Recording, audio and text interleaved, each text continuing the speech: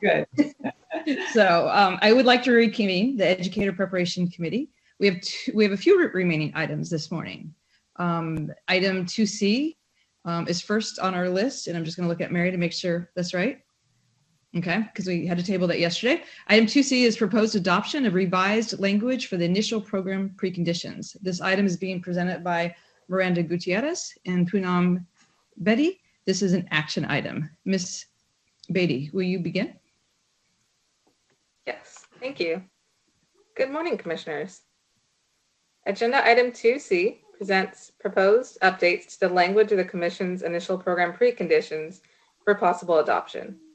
In January of this year, public comment raised concern regarding the first initial program precondition, which is the demonstration of need, and the lack of robustness of the language and documentation required. Staff subsequently began the work of revising the language of both the demonstration of need and the second initial program precondition, which is the practitioner's participation in program design. As a result of public comment during the January Commission meeting, at the March COA meeting, staff brought an item which included proposed revisions to the language of the initial program preconditions.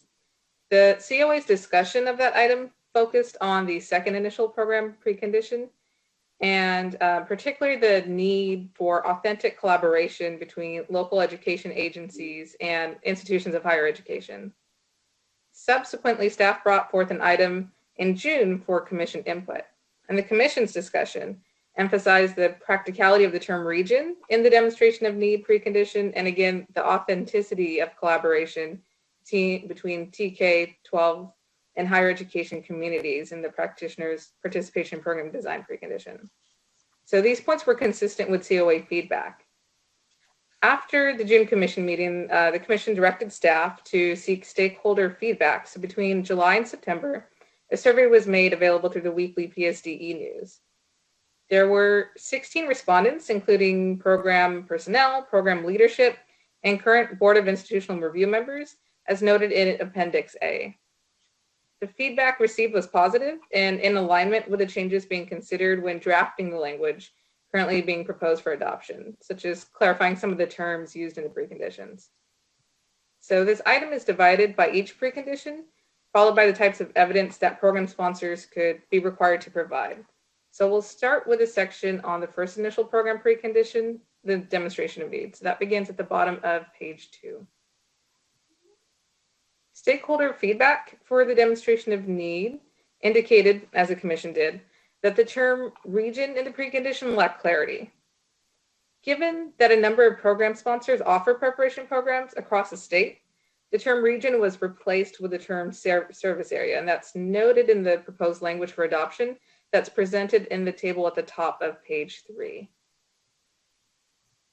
In addition to changing region to service area, the proposed language would require program sponsors to include a need for educators prepared through a specific delivery model, data for individuals serving on less than a full credential, and a projected need based on a needs analysis. And the requirement for assurances from employers the requirement for assurances from employers, it would still be a part of the precondition, although the language of that was slightly revised. And the proposed language that's presented for adoption of this precondition asks for a little bit more specificity on what that demonstration of need must include. Traditionally, when institutions have responded to this precondition, they provided assurances from school administrators, and some have even provided data on teacher vacancies and anticipated retirement. So with the proposed language, again, the evidence that could be required may include data from the Commission's dashboards to provide on candidates that are serving on intern or provisional permits, that needs analysis, and letters from prospective employers that affirm the need to hire the candidates or completers of the program being proposed. And if this language is adopted, this would raise the bar for institutions to more specifically and robustly demonstrate the need for the program or the programs that they are proposing to offer. And now I would like to turn this presentation over to my colleague Miranda, who will walk us through the rest of the item. Great, thank you, Poonam. So looking at the second precondition, the participation in program design, stakeholder for this precondition included the need for clarification regarding the term committed, which was in the language that was proposed in June when the item was presented.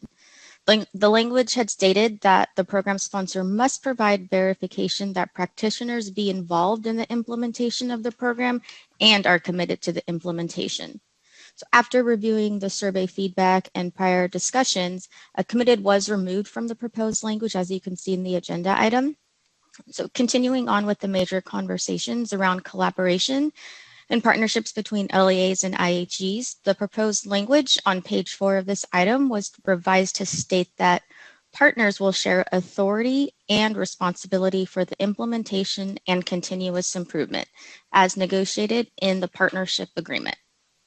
In the first draft of the revised language to this precondition, the title of the precondition itself was changed to Collaboration in Program Design and Implementation. Additional language emphasized the need for evidence of both collaboration between local education agencies and institutions of higher education and the continuous nature of this partnership in the implementation of the program. So traditionally, when institutions respond to this precondition, they identified at least one representative from a local education agency who was a part of the planning meetings and or served on the committee responsible for developing the program. Evidence of this is often provided through advisory board agenda meeting minutes or advisory board sign-in sheets. With the proposed language, institutions could still submit a table, but with more specificity, such as names, titles, roles, and any relevant credentials held of those involved in the program design. This would show that the program included representatives from IHEs, K-12 practitioners, and employers of credentialed educators. The agenda and meeting minutes, such as for an advisory board that show who was present and participated in the program design, could also be provided. A notable change is that evidence required would be more reflective of a true and authentic partnership between the IHE, K-12 practitioners, and employers. A copy of a Memorandum of Understanding, or MOU, could be provided, which clearly identifies how each individual involved has shared authority and responsibility for implementing the program, as well as the continuous improvement of the program, which would be negotiated in the partnership. For example, the MOU could include how individuals are involved in the selection of supervisors, the selection of school states for clinical practice, training of supervisors, and other components of the clinical practice requirements. If this proposed language is adopted, it would necessitate the need for continuous collaboration between the IHE and K-12 partners. So in closing, staff recommends that the Commission adopt the revised initial program preconditions provided in the agenda item and direct staff to begin the regulatory process. If adopted, staff would notify the field through a program sponsor alert and implement these preconditions. Staff would also create an evidence guidance document to ensure that clear instructions are available to entities that are addressing these preconditions when proposing a new program. And staff is happy to answer any questions now. Great. My apologies while I get off mute. Okay. We will now open for public comment. Chair Sloan gave you the email and the phone number. Recording Secretary, are there any public comments? Danette Brown. Good morning, Danette. Good morning. My name is Danette Brown, and I'm speaking today on behalf of the California Teachers Association. First of all, I would like to thank the Commission and to thank the staff for their continual work on this particular item and your efforts to really get our revisions to our accreditation process just right. We really appreciate that. I'm speaking today in support of the proposed language. I would like to highlight something I thought was awesome. On page 2C4, with regard to the proposed language for collaboration and program design, we felt that the text that was on the bottom half of that page with some exemplars and explanation had a great level of specificity that we find very helpful for everyone to understand what documentation might look like. We did have a question, or we were left with wonderings about the demonstration of need, we weren't sure exactly what a needs analysis might include. So we would just encourage you that when and if this gets passed, to maybe develop the same level of specificity regarding what a needs analysis might include, so that everyone has a clear understanding of the components that may be in there. And with the chair's indulgence, I would just love a point of personal privilege where I can say, and I'm just going to keep going, Alicia, Kirsten, thank you so much for your service. You guys are an inspiration to me, and I'm not going to say goodbye. See you soon. And Terry Clark, I have learned so much from you. Thank you so much. Hi, Terry. Thank you so much for all you have done, and I wish you the best. See you soon. Thank you, Jeanette. Recording Secretary, are there other public comments? We do not have any additional public comments. Okay, thank you. The public comment period for this item is now closed. Do commissioners have questions or comments on this item? Please remember that this is an action item. Commissioner Hartwig. Good morning. Thank you for all the hard work from our staff and our stakeholders on this item. I was actually interested in knowing whether any of our applicants over the last few years have met some of these new requirements, even though they have not yet been requirements. So have there been any applicants who actually have provided these fuller explanations that might be able to serve as models for the field? Or is this really going to be brand new in the sense of what we're seeing in our applications? Most of this will be new. There have been some institutions in the past who have gone as far as providing those letters of assurances, but also providing data on the needs within their specific district or county office. And I think right now we see a lot of the evidence in the second precondition, but I think with the stronger language and the evidence guide we'll create will be more specific so that it's more clear about who participated, who's involved, who will be involved. So we've seen some of it already, but I think the strengthened language and the evidence guide we'll provide will be more specific, so we're getting the full picture. Thanks. Other commissioners, okay. Commissioner Francois. Good morning, everyone. Welcome back. I first would like to echo Ms. Brown's appreciation for the clarity of the standards in the revised form. It's really exciting. I think that this is going to be a mechanism for increased collaboration across LEAs and IHEs, and it's something we've been talking about for quite some time. As you all know, I've been concerned about initial institutional approvals, where it seems like there may be more approved programs than is needed for a particular geographic area. So I think that this is going to get us closer to also maximizing the resources we have in educator preparation. In response to Commissioner Hartwig's comment, I will say that anecdotally, I am happy to report that I can confirm there are many, many institutions of higher education who are doing exactly that. You may not see that in their documents because, of course, we've been encouraged not just to answer the questions. I remember Mary coming to talk to a group of us probably a few years ago and saying, we don't want 1,000 pages of text that we have to read. So in an effort to streamline, we may not have seen the depth and breadth of the collaborations between IHEs and LEAs in program responses, but this will ensure that we know that they're happening, and it's a great opportunity. So thank you so much. I really appreciate these revisions. Yeah, thank you, staff, for that. Lots of kudos from folks. Chair Sloan. Hey, thank you. I agree with everything that's been said. And I had just a couple of questions and comments. First, on the 2C3 table, where the demonstration of need language. Remind me again, the proposal must include data on the number of individuals currently serving on less than full credentials where available. in the service area of the proposed program, is the service area both the geographic area and the credential area? I know you talked about.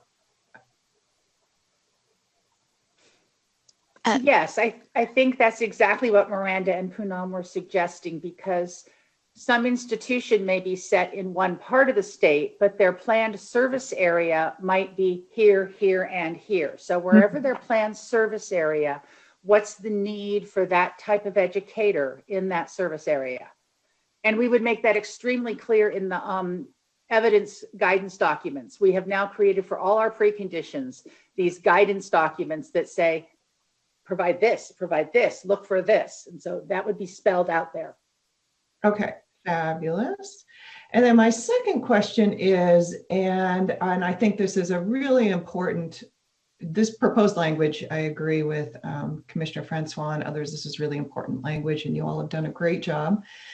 And with respect to the proposal, including data on the number of individuals currently serving, projected needs based on the needs analysis and affirmations from employers who are anticipating hiring, et cetera. So my question is, where can programs find this information? And is there a way that we, as CTC, can create an easier opportunity to find that data? Poonam, do you want to answer that one? Sure. Okay. So in terms of the data for individuals that are serving on less than full credentials, program sponsors can look at the Commission's data dashboards and they can pull data from there. So if they're thinking of serving in a specific service area based on whatever geographical region they want to provide their program in, then they can actually search by county or limit their search by that specific geographic area. Or of course, they can look across the state if they are planning to operate in different satellite locations across the state. So that would be a place for them to gather some of the data for that specific portion of the precondition. I'm not sure if that answers. Yeah. And the plan would also be to provide that information in the guidance document so that they would know to go to the educator supply dashboards to look for the credentials. And I also wonder, just based on our conversations on Wednesday and stakeholders, sort of asking the Commission, and we saw in a lot of places, to take leadership in around recruitment and retention of educators. If there's a way that we might communicate, more specifically on a regular basis, here are the high needs areas. Here's, where credential holders are distributed, geographically. Here's where the needs are that might, sort of inform the entirety of the process. Something to explore, I think. And then, I also just had a comment about the table in 2C4 around the partnerships, because this is really, as we've all said, such a critical piece that we are, I think we have a lot of area to grow. It comes up in the feedback from our stakeholders. It comes up in so many of our conversations that we're having right now about how we are going to support our new educators when they go into in-service or in the fall of 2021. So this statement, partners will share authority and responsibility for the implementation and continuous improvement of the proposed educator program, I think is such an important key. And I, like Danette, appreciate the examples that you all have provided too, because I think that's very helpful. And the other thing I just wanted to say that in the spirit of what we mean for this is that, and the examples give other things, but what we mean is more than just having school partners serving on an advisory board of higher ed programs, which is often the way that has been carried out in the past. It means that ideally there's this is reflected in a shared responsibility for that continuous improvement in the spaces where the candidates are being prepared, which means both the K-12 spaces or TK-12 spaces and the higher ed program spaces, that there's a shared responsibility in both of the spaces. And I think that is reflected in some of these examples, but I think that this is just the communication that has to be clear too. We're expecting and we're hoping for the mutually beneficial partnerships in the continuous improvement and implementation of these programs. That's all I had to say, so thank you. Thank you. Okay, I'm just looking on the screen and on our virtual panelists' hands up. Just a couple of seconds. I don't see any. Okay, I'm going to move forward with asking folks if commissioners are prepared to make a motion. This is an action item. So do I have a motion to adopt the proposed revised language for the initial program preconditions? Okay, I see Commissioner Jackson has made the motion to adopt. And I believe I saw, okay, good. Commissioner Barnes seconded. I didn't want to put that on you if I didn't, just saw you moving around. All right, so Commissioner Jackson makes a motion. Kirsten Barnes seconds the motion. Recording secretary. Any further discussion first? My apologies. Okay. Will the recording secretary call for the vote? Each member respond with a, nay, or abstain. Kirsten Barnes. Aye. C. Michael Cooney. Aye. Marisol De La Torre Escobedo. Aye. Johanna Hartwig. Aye. Alicia Hind. Aye. Terry Jackson. Aye. Bonnie Klatt. Aye. Kevin Kung. Aye. Jane Marks. Aye. Cynthia Martin. Aye. Monica Martinez. Aye. David Simmons. Aye. Tina Sloan. Aye. Motion carries. Thank you, Ms. Gutierrez and Ms. Beatty for the work and for your presentation today. Thank you. Okay, item 2F is initial institutional approval, stage 2, eligibility requirements for Cambridge College. This item is being presented by Poonam Beatty. She's not leaving us yet. This is an action item. Ms. Beatty, will you please begin? Absolutely. Thank you. Good morning again, commissioners. Item 2F presents Cambridge College's responses to the Stage 2 eligibility requirements for the Commission's consideration and possible approval. Cambridge College is seeking initial institutional approval to become eligible to offer 4 preliminary credential programs, as listed at the bottom of page 1 and at the top of page 2 of this item. These include a preliminary multiple subject program, a preliminary single subject math program, a preliminary education specialist mild moderate program, and a preliminary education specialist early childhood special education program. We have with us today the following representatives from Cambridge College: Mrs. Rita Clements, the Regional Center Director in Southern California, Dr. Mary Garrity, Dean of the School of Education in Massachusetts, and Mr. Mark Rotundo, Esquire, who is the Vice President of Innovation and Strategic Initiatives in Cambridge College. So they will be available to answer any of your questions about Cambridge College's eligibility requirement submission. You will find the full submission as a link on page 2 after the link to the eligibility requirements criteria. So moving on to page 3 of the item, you will find the IIA chart with the current stage, stage 2, highlighted. And of course, approval of stage 2 does not permit Cambridge College to offer the proposed programs, as more specific information and documentation regarding the design of the proposed programs will be submitted in subsequent stages of the IIA process. So from pages 4 through 7, you will find the staff recommendation of a line for each criterion 1 through 9. And then beginning on page 8, you will find information from Cambridge College's responses to criterion 10 through 12 for the Commission's consideration. Specifically, criterion 11 or for criterion 11, the institution is required to post a third-party notification to their website. And to date, no comments have been received. Finally, considering the information provided in this agenda item, staff recommends that the Commission grant eligibility to Cambridge College. This would allow the institution to move forward to stage 3, and the Commission can identify any topics you may specifically want to see addressed in stage 3. If the Commission chooses to deny eligibility, you may acknowledge what is seen as incomplete in the current submission. And with that, staff is happy to answer any process questions. And we have Rita, Mary, and Mark available to answer any questions about Cambridge College's eligibility requirement submission. Thank you. Thank you, Ms. Beatty. We'll now open for public comments.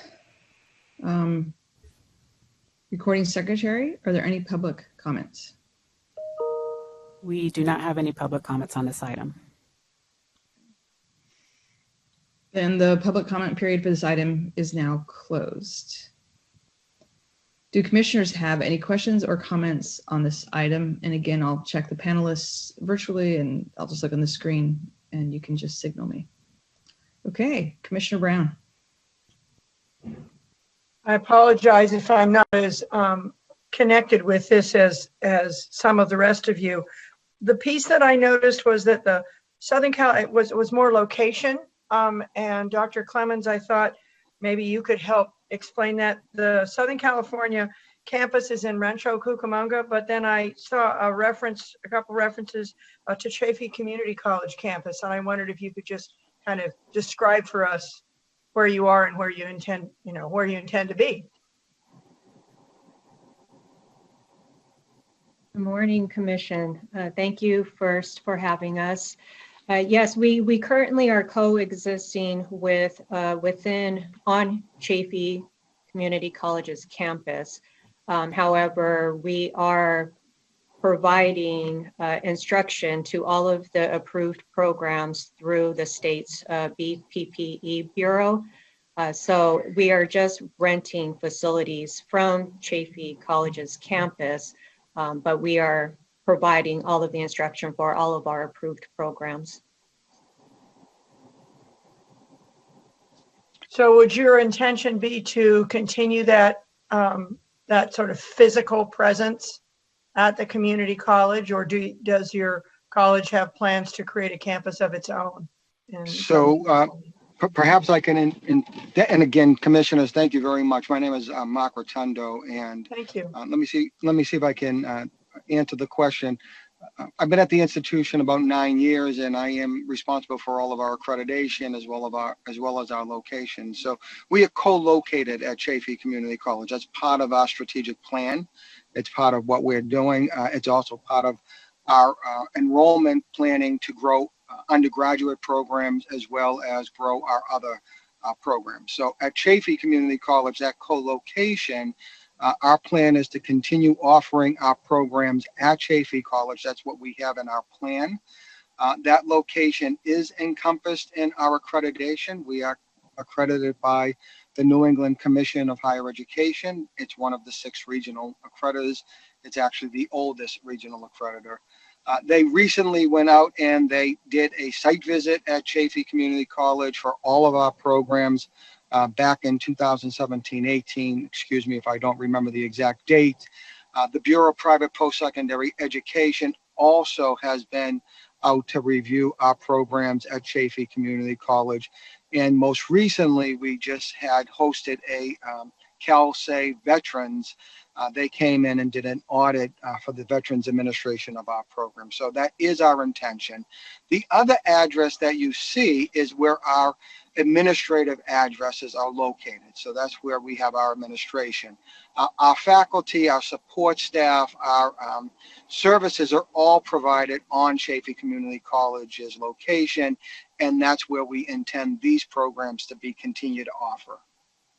I hope that clarifies what you were asking. And then one final thing is all of the programs that we have offered are also approved by the federal government and are on our e-card for financial aid. So all of the programs are Title IV eligible. We would If the commission were so inclined to approve the programs, again, these would be also part of that ECOD for financial aid eligibility. Thank you. Commissioner Simmons. On 2F9, it says that the college is affiliated with Antioch College. Antioch is one of our local universities in, or at least one branch of it in Santa Barbara. And I was wondering, are you part of the same institution? How does that work? No, so that is actually a historical narrative of Cambridge College. Cambridge College was founded in 1971.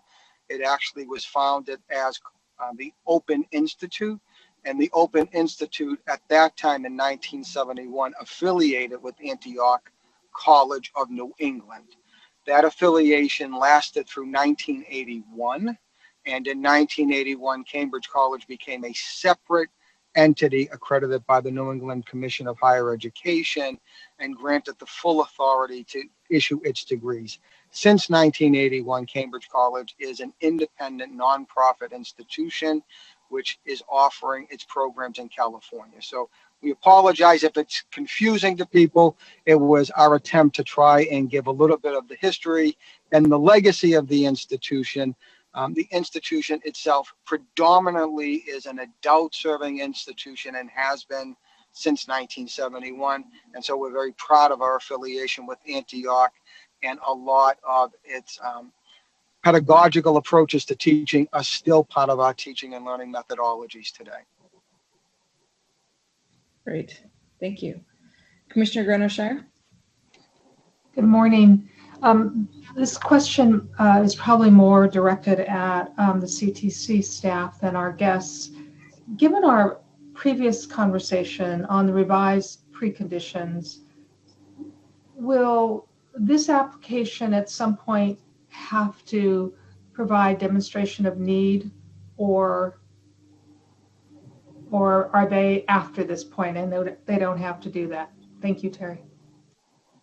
The action you just took today to adopt revised preconditions for initial program approval will apply to all programs being submitted from this point forward.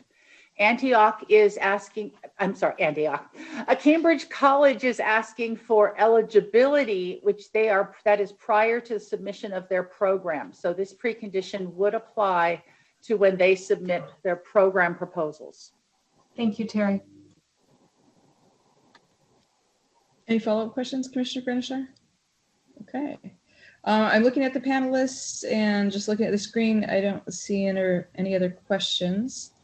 Just give you guys a couple seconds. Okay. So this is an action item. Do I have a motion to either grant eligibility to Cambridge College and move forward to stage 2, or a motion to deny eligibility? A motion? Okay. Commissioner Hind, is your motion to grant eligibility to Cambridge College and move forward to stage 3? Thank you. Yes. Do I have a second? Commissioner Marks has seconded the motion. Is there any further discussion? Okay. Will the recording secretary call for the vote? Each member please respond with yay, nay, or abstain. Kirsten Barnes. Aye. C. Michael Cooney. Aye. Marisol De La Torre Escobedo. Aye. Johanna Harwick. Aye. Alicia Hine. Aye. Terry Jackson. Aye. Bonnie Clark. Aye. Kevin Kern. Aye. Jim Marks. Aye. Cynthia Martin. Aye. Monica Martinez. Aye. David Simmons. Aye. Tina Sloan. Aye. Motion carries. Thank you. And thank you, Ms. Beatty. Thank you. On behalf of Cambridge College, we really would like to thank the commission for all of its diligence in working with Director Clemens and Dean Garrity, and on behalf of President Jackson and our Board of Trustees. We really, really enjoy working with your staff and enjoy working with everyone in the state of California. So thank you very much for your time today, and happy holidays. Thank you. And thank you for joining us, and my apologies for being so late. So thanks so much. Well, that's okay. I had to move out to my mobile office at my car because I'm having experiences with my my own camera and audio at home. So you see me sitting in my car. It comes so great. So thank you very much. Thank you. All right, We've thank you. all been now. there. Bye-bye.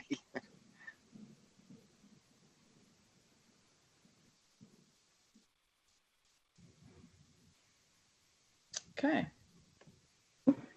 Okay, we're moving on to 2G.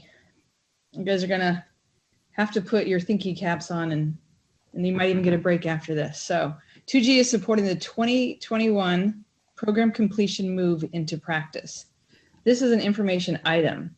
Staff is asking that the commission discuss each of the 12 issues that have been identified by the collaborative group and provide your feedback. This information will be used as the group continues to meet and responds to our feedback. The item is being presented by Sarah Solari Colombini, Shell Hickey, and Terry Clark. Again, it's an information item. Action is an information item only. Ms. Clark, will you please begin? Yes, good morning, commissioners. So this item is another in the series of items that staff has brought to you addressing COVID. We started these back in April and we keep coming. This item summarizes the flexibilities that have been put in place for the 2021 candidates. It includes an appendix that has information on all the flexibilities, whether they were put in place by the executive order, by legislation, or by commission action. As the item points out, COVID numbers are not where we had hoped they would be when our group was meeting this past summer. So we dealt last spring with last year's candidates. We dealt with how do this year's candidates get into programs, and COVID is still here. And now we need to start looking at and thinking about this year's candidates as they leave programs. So to support the development of this item, staff began meeting with that same group of program leaders that we met with all summer long. We've already added individuals from the employer realm and from the teacher induction communities. There has been a request submitted to add representative from AXA and from CTA, and staff is happy to do this. I'll be working with those organizations to augment this group. So Cheryl's going to talk with you about some of this discussion that has taken place so far. Well, good morning again, commissioners. So we started by asking these program leaders to help us think about the unique challenges of this current academic year and this set of candidates, and whether there were additional flexibilities or options or opportunities that we really needed to bring forward to the commission for consideration. We've only had a couple of these conversations, as Terry has said, and we'll continue to talk extensively with them over the next few months so we can get a good handle on what's happening in the field and how we can be helpful. I wanted to highlight a couple of kind of themes that have emerged even in these first couple of meetings. The first one is the challenges that programs are facing with placements. Most programs have seemed to have kind of overcome this, at least temporarily, or at least right now. But they have expressed the fact that this process of finding placements, making sure they're appropriate, and all of that has been much, much more difficult this year. It's taking a lot more time, a lot more coordination with, with districts that they have traditionally worked with, as everybody just tries to figure this out. They seem like they're in a better place right now, at least it feels, but they are a little bit fearful as the year goes through, how these placements are going to all kind of land. So just putting that as sort of a parking lot that we're keeping track of that conversation. The second theme that they kind of told us about was that they have done a lot of restructuring of their programs to make sure that candidates that are prepared actually in these distance learning and technology assistance placements that they are having to have. So they've done some shifting of their program. And then last, and I'm sure what we'll talk most about this morning, was the fact that this set of candidates, it is possible that this COVID situation may not be resolved in time enough for these candidates to have an in-person classroom experience. And what does that mean for licensure, for preparation and for the kinds of support that they will need as they move into practice. And of course, that's sort of the primary concern everybody has. So as the item says, staff did raise the issue about whether these candidates should be issued a preliminary credential or whether some sort of different document should be provided to them until they are observed and demonstrate proficiency in an in-person, face-to-face classroom. So the group discussed their concerns about the potential lack of in-person, face-to-face classroom experiences that these candidates may have. And as one program leader said, and I'll kind of quote him loosely, these skills are foundational and substantive. So the concern is great that these candidates may not have these deep experiences this year in a physical classroom. But the conversation really quickly turned to the kinds of skills that these current candidates are getting in their preparation programs. So as mentioned in the item, the group identified some areas or TPEs in which the candidates are being very well prepared this year, and some would argue more prepared than ever. So some of those areas included, they're really well prepared for distance learning and using technology assisted instruction, of course. Many of them said, if they were going out into a world where this is the norm all the time, we would feel extremely comfortable. They're getting deep experiences in differentiated instruction. They're learning how well to design and deliver different kinds of assessments. Their skills are being stretched to try different kinds of student engagement strategies. And that there are many more opportunities, more frequent opportunities for communication with parents and families. That has been much deeper, they think. And so the group talked about how in any given program or year, while all of the TPEs are covered in the programs, because they have to be, in some years, in some programs, that certain TPEs are covered generally more extensively than others. And that, the IDP or the individual development plan should focus on those TPEs in which there wasn't as much emphasis or the candidate might need some more opportunities to practice and to learn and refine. So they argued that in a way, the same thing is happening this very year, only it's perhaps that candidates are having opportunities to practice different TPEs more extensively than others that they might have in previous years. Programs are still introducing and finding ways to practice all of the TPEs, just some more than others in this current environment. And so the program leaders really wanted to emphasize that this is not to say that there is not a need to ensure intense and focused support in the areas where these candidates this year may lack deep and extensive opportunities due to the pandemic, such as classroom management, creating a welcoming learning environment, and so forth. But they really wanted to make sure that we understood how well prepared they are actually being. And so that discussion led to this basic question, and this is where we're going to miss Terry Clark's wisdom enormously. We were able to kind of figure out, okay, if this group of candidates has done intensive distance learning clinical practice experience, does that mean they need more supervised clinical practice, or do they need more support and coaching? And so the group argued pretty strongly that the type of teaching that these candidates have been engaged in continues to be focused on the TPEs in many ways and is perhaps more complex than ever before.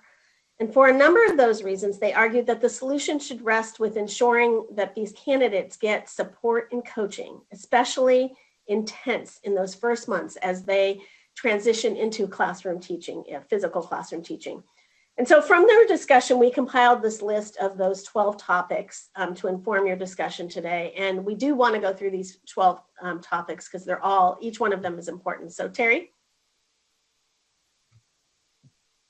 Thank you, Cheryl. So topic number one is really, what is the right document? And staff did come into the discussion with the thought that these candidates maybe shouldn't be on a preliminary credential. Maybe they should be on a program-sponsored variable term waiver or some other document until they have sufficient supervised clinical practice. The discussion was, should induction change to provide that supervised clinical practice? And the conversation continued, and the response from both the preliminary preparation program was, no, they're going to be ready for a preliminary credential. They won't have necessarily done a TPA or a RECA, so they might have that renewal code, but they are actually still ready for a preliminary credential, the candidates that have progressed far enough, not every candidate. But those candidates that have demonstrated should get a preliminary credential so that they are not negatively impacted for salary-wise, hiring purposes, or other situations where someone who has less than a preliminary. They also had a discussion that induction programs are already set up to be supportive, to take the educator from where they are, to assess what are the strengths and where are the challenges, where does that educator need to grow, and then to support and coach that educator. So the group is really of the opinion that requiring supervised clinical practice in person for someone to get a preliminary credential is not necessary, that these candidates who have made the progress, who've moved forward in their program, who've demonstrated the TPEs as much as they could, should still get a preliminary credential this coming spring, summer. But Cheryl, you have, I think, items 2 and 3. Yep. I have 2, 3, and 4. So to cover these, so number 2 on the list was the importance of preliminary programs being as creative and innovative as possible before they lose these candidates, to the next step, is to give these candidates at least some experiences with in-person teaching, classroom teaching, and the preliminary program providing observation and feedback. So, they talked about the importance as we go through the spring, if classrooms do open up, to try to really take advantage of that to the extent that that is possible. In addition, summer school, tutoring, anything where there is some opportunities for the preliminary program to continue to work with those candidates to provide observation, teaching, feedback. So they wanted to make sure that it's not that it really is that the preliminary program, to whatever extent we can possibly make happen, let's make it happen that there is in-person classroom experience, as long as it's safe, of course, that needs to be said, as long as it is safe. And then 3 and 4 go hand in hand, and it was really something that they felt like they needed to talk through and state, is that there is an acknowledgement that there is going to be limited resources from the state and the need and desire to limit additional costs to candidates. So everybody knows that the pandemic has taken its economic toll on every corner of the state and the nation. And there's an assumption that institutions of higher education will probably not be afforded any additional state resources. I mean, we have no crystal ball, but I think it's safe to assume that there's not a lot of money coming. And that, there's not these additional resources that are going to be available to institutions of higher ed and educator prep programs to support any sort of additional work that they can do with candidates beyond what's happening currently. In addition, there's probably not a whole lot of money flowing, even though we did hear from the LAO that there might be additional Prop 98 funds. We also don't think that there's going to be this huge influx of money going to induction programs. So given those limitations, what are the possibilities? What can we possibly do? And then at the same time, really being concerned about those candidates and taking on additional tuition or fees. Now, some of the institutions did talk about there's possibilities where they can work with their extension to maybe have a 1-unit course or a 2-unit course of a short amount of time, where there could be some clinical practice opportunities done through those kinds of things. So thinking creatively was really important, but really acknowledging the limited resources that are going to be available to figure this out. And then Sarah.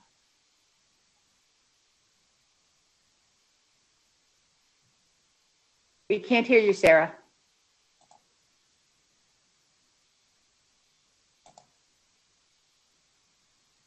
No.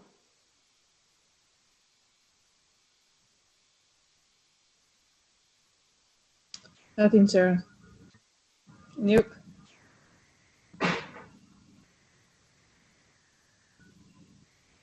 No. You want to just try to call in? Maybe while she's calling in, Terry, do you want to try 8, 9, 10, and 11? Yeah, we can go out of order. Yeah, we could go out of order. Definitely. I can do 8 through 12 now. 8 through 12 are all about the need for communication, collaboration, and that both of those things have to be happening to ensure that the coaching and mentoring is available to all educators in California. And that's the only way we're going to support student learning. So number 8 is just, there's an importance of this. It's got to be understood. And there's a suggestion that the commission staff work with the Department of Ed to communicate with all local education agencies about the 21-22 year. The fact that candidates completing their programs in spring, summer of 21, they're going to be different from the usual candidates that they've historically hired. They're also going to be different from the 2020 candidates that they hired. We actually are looking at this, and it was brought up that really, if we're back in schools in the fall of 21, this current year's new teachers have a whole new setup also, because they have been doing distance education for a year. So the need for support is going to be essential. So communicating with school districts.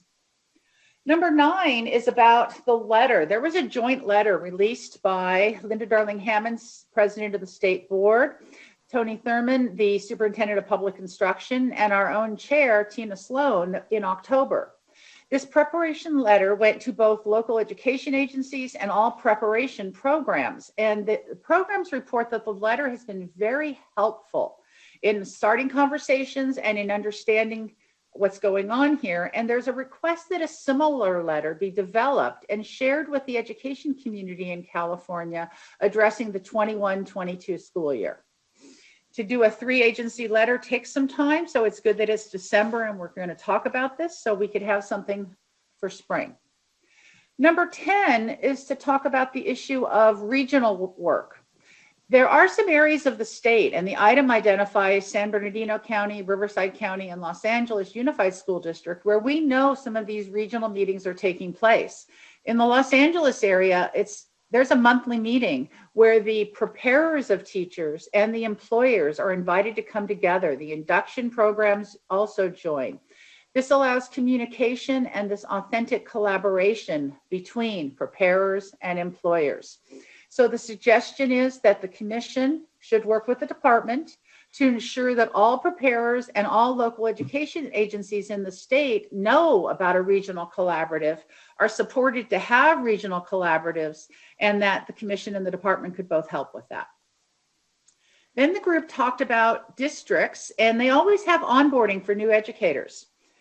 Onboarding in fall of 21 is going to be different. It's going to be different than it was in fall of 20, and it's going to be different than it was in any other year prior. The collaborative group thinks that they could come up with some resources, some guidance for employers to consider to add to their onboarding process that would be really identifying how to be especially helpful and supportive for these new educators. And then site administrators, number 12.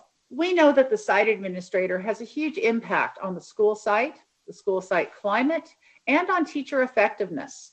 So this group is suggesting that the state, between the department, the commission, anyone that we can involve, needs to have a cohesive effort to contact, communicate with, and update the administrators. We know there's over 10,000 schools in California, and we want to help all of those administrators understand the unique nature of the new educator coming to them in the 2021 school year.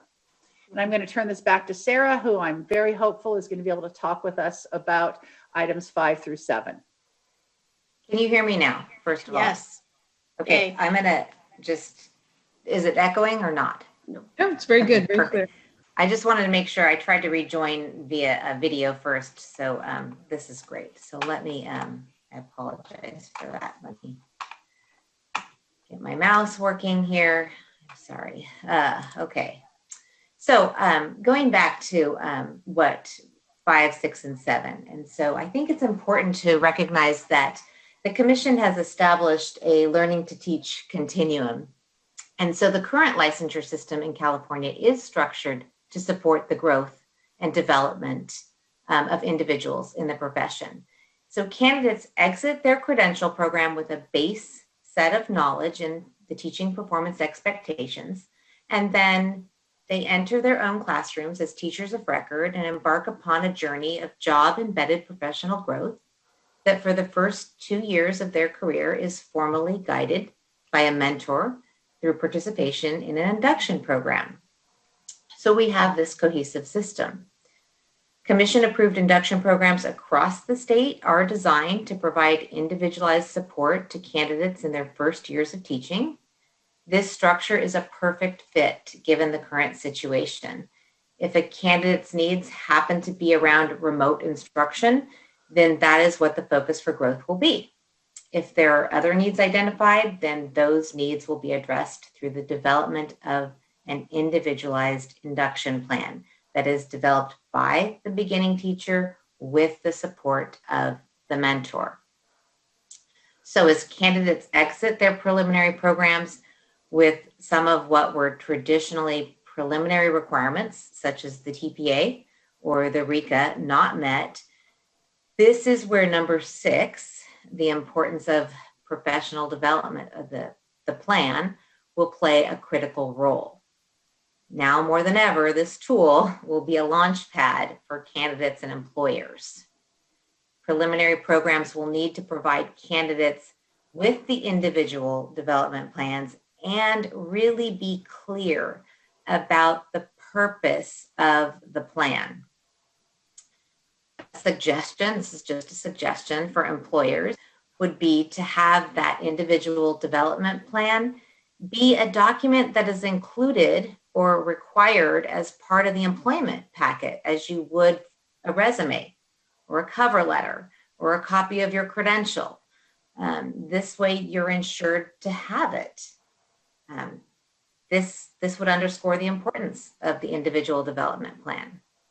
Some of the work that the commission could assist with would be identifying what components should be included on an individual development plan. Things like if the RECA is needed, if the TPA is needed, those would be on the credential itself, but also including those on the individual development plan.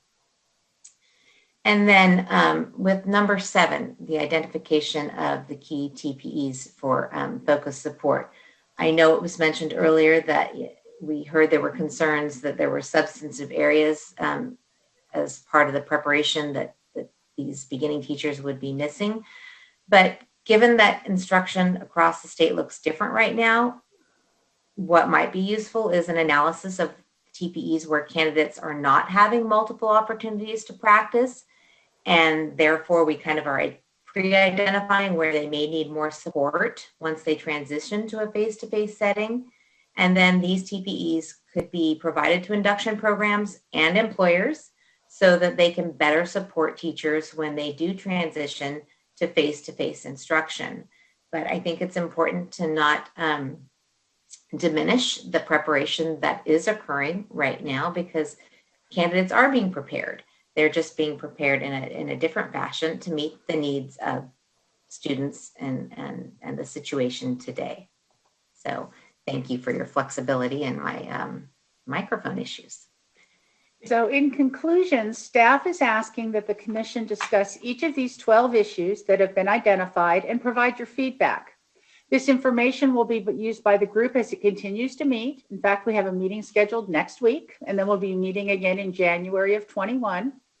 Those conversations are going to identify recommendations that will come to you at your February 21 agenda item that would allow you to make some policy decisions about this group of candidates as they complete their preparation programs. And this concludes the staff presentation on this item. Great, thank you everyone for this, and most of all for the meetings that you're holding on this. We're now open for public comment. Recording Secretary, are there any public comments? Yes, there are. First Okay. is Brian Johnson. Please state your name and affiliation for the record. Good morning. My name is Dr. Brian Johnson, and I represent the Los Angeles Unified School District in my capacity as Director, Certificated Workforce Management in our Human Resources Division, and I am privileged to be able to serve as one of the employer representatives on this working group. First, I would like to express my gratitude to the commissioners and especially to the commission staff for acknowledging the impact of the unique manner in which this pandemic has compelled us to train our new teachers, and especially for enlisting the feedback and expertise of a diverse group of teacher educators, employers, and LEA staff in devising potential solutions and supports to enable our new teachers to be successful in these unprecedented times.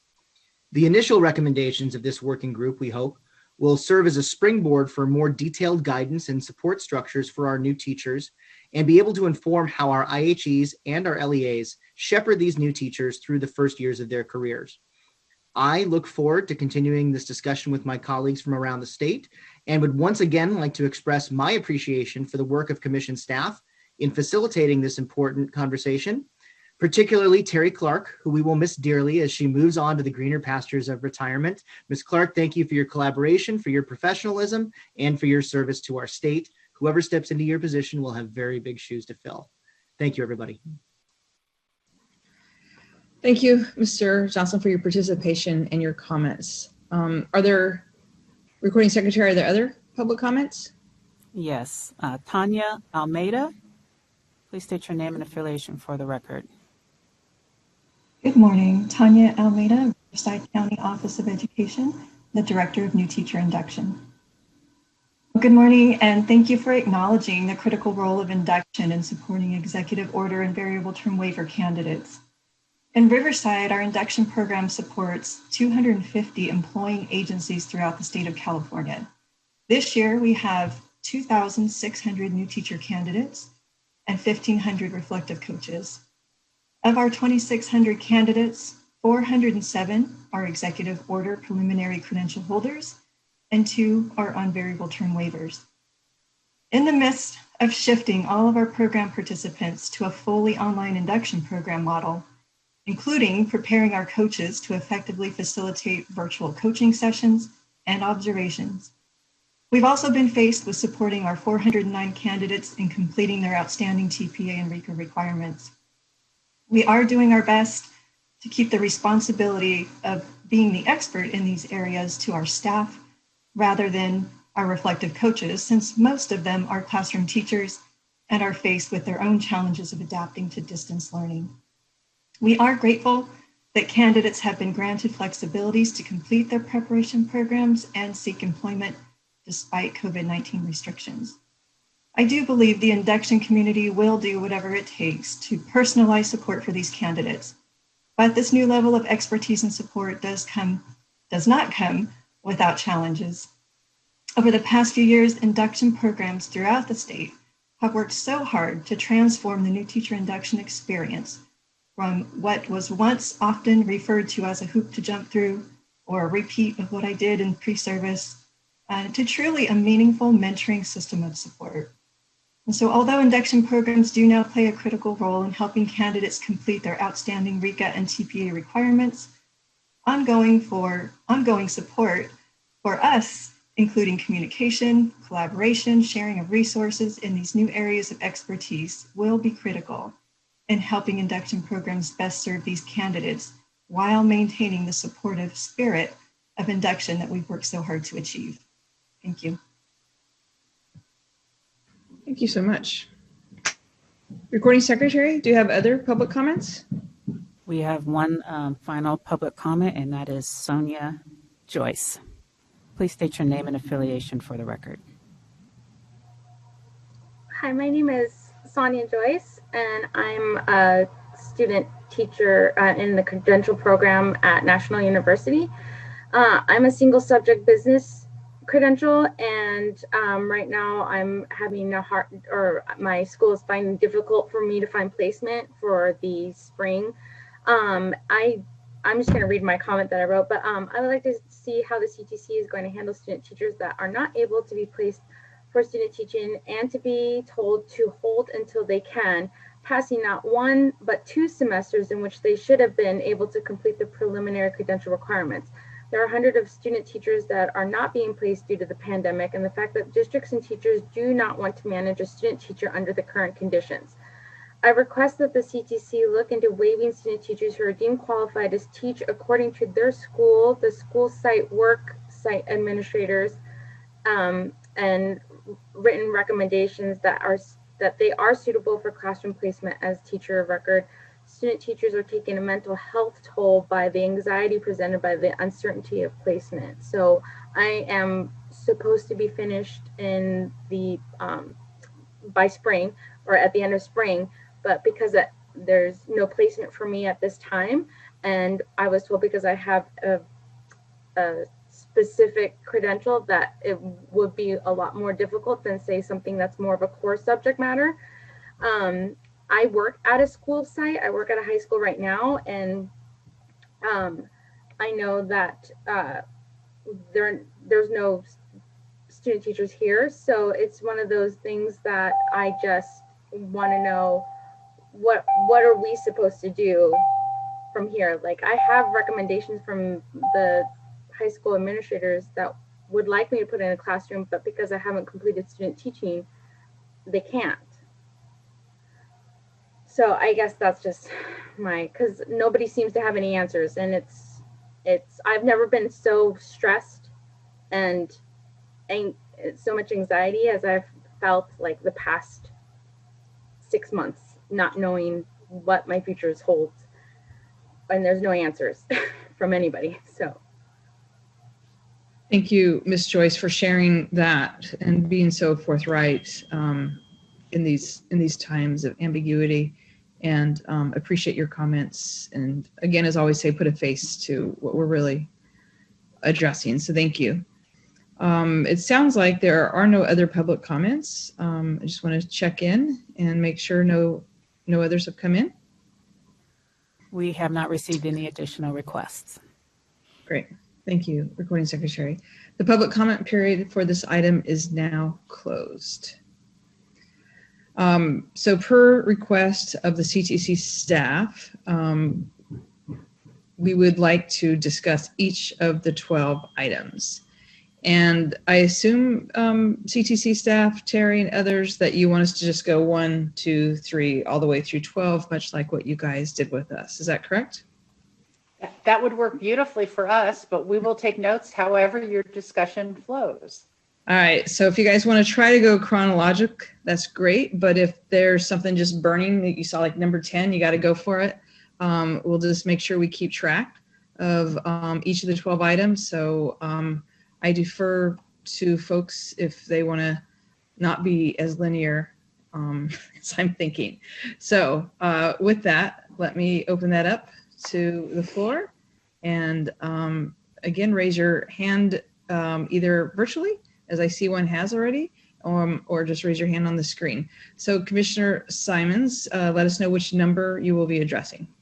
Well, I am also numerical. I'm a math teacher, so I would like to start with 1.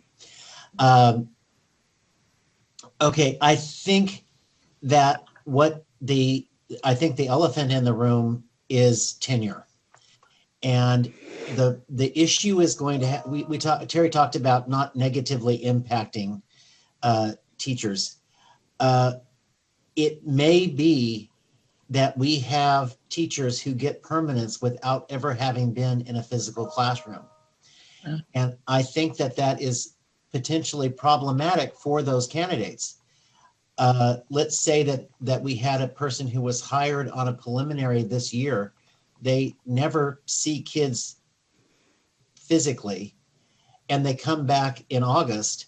That would mean that the employer would only have a few months, really by December, before they have to make a decision as to whether or not that person is going to have permanency or not.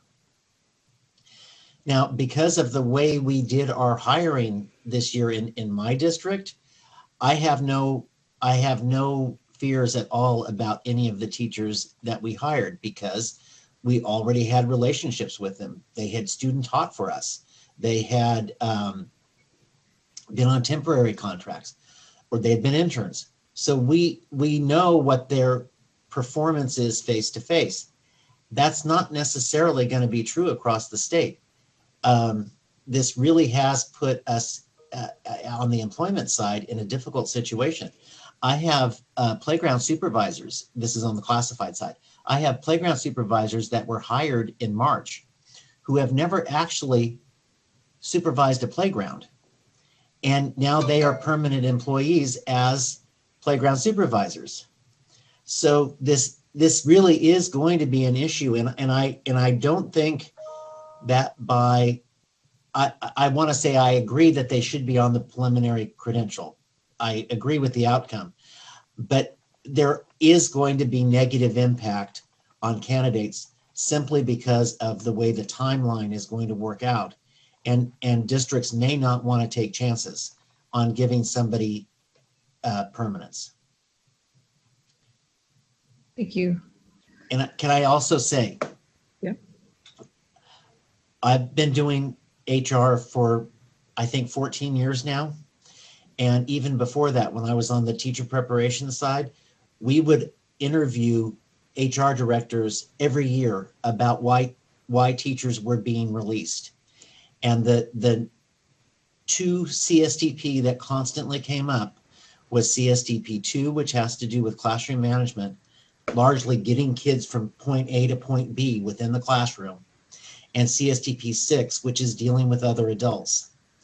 And while I think that interactions with parents have been, teachers have never had to have so much finesse in dealing with parents as they have in the last 8 or 9 months. But it's that dealing with other staff members in those kind of incidental settings where teachers get a lot of training that is sort of lunchroom training. They're not getting that this year. And a lot of those kind of social skills that we have taken for granted are just not being inculcated in the teachers this last semester. So I think that those are areas that when we move forward and think about what is it that we're going to have to try and buttress in terms of the skill set of this particular cohort, I really think CSTP 2 and CSTP 6 in terms of dealing with kids physically, of course, but also in dealing with their colleagues in ways that they have not had to practice. And I have comments on the other ones too, but I'll reserve those till we get to those numbers. Yeah, thank you. Let's continue with one, and Commissioner Grenoshire. I would ask either David or commission staff, the issue of tenure, I know is an issue that we would want to bring our union colleagues into. Is the tenure period the same across all districts? Okay, so Sarah's shaking her head. So this is a statewide issue that the commission is going to have to address. Well, at the commission, I don't want to say that the commission would address it. It's and David, please speak it, but just be mindful. You know, as a former principal, you know, you have 2 years, right? You have 2 years, and actually don't really have a 2 full years, as David mentioned. You have like a year and a half, and you know, I think informally, I can say what I was taught was when in doubt, don't. Meaning if you had a teacher you were unsure of, you really didn't want to re-elect. Now, there are things like the temporary contract, which David mentioned, and if you hire teachers on a temporary contract, then you get out of the tenure situation. But as David mentioned, some of these teachers were already issued a Probe 1, which there's Probe 1, Probe 2, and so you know, once they're already issued the Probe 1, you can't then say, okay, now we're going to move you to temporary. At least I don't believe you can. David, am I wrong? I think this is really outside the commission's purview. Right. But the problem is the decisions that are made are going to impact candidates, even though it's really not, in a sense, any of our business as commissioners. Right, because so it's employment. I raised the question just because as I think about what the staff have asked us to do is to go through each one of these. Clearly, number one is an area where we're going to have to ask the work group to help us think through what would be a reasonable response. So thank you. Commissioner Martin, and then Chair Sloan. Oh, she was just waving. Okay, Chair Sloan.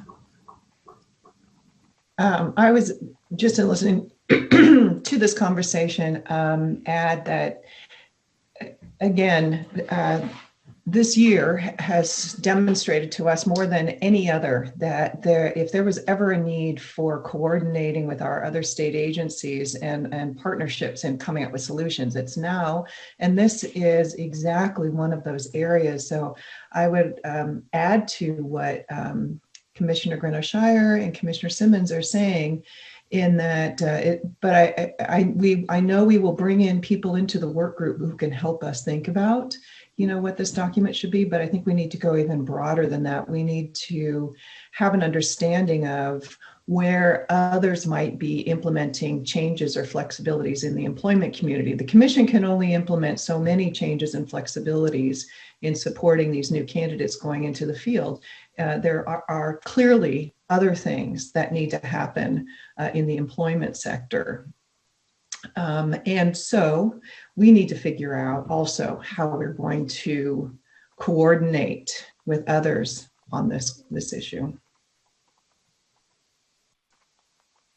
Certainly, and if I may just interject, I think David's right. The employment issues we shouldn't maybe step into because they're, first of all, they're not under our purview, and then there are mechanisms in place that employers could handle this. They could say to employees or certificated staff that, you know what, we aren't going to issue you a probe contract. We're only going to issue you a temporary contract until you pass the RECA, until you pass the TPA.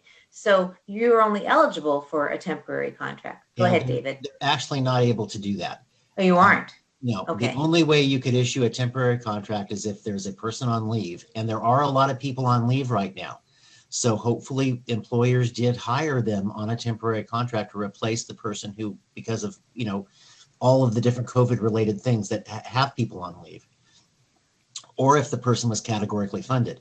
And there was a lot of COVID learning loss money that was out there that if an LEA was thoughtful about it, could have hired people on a temporary contract using that money. Mm-hmm.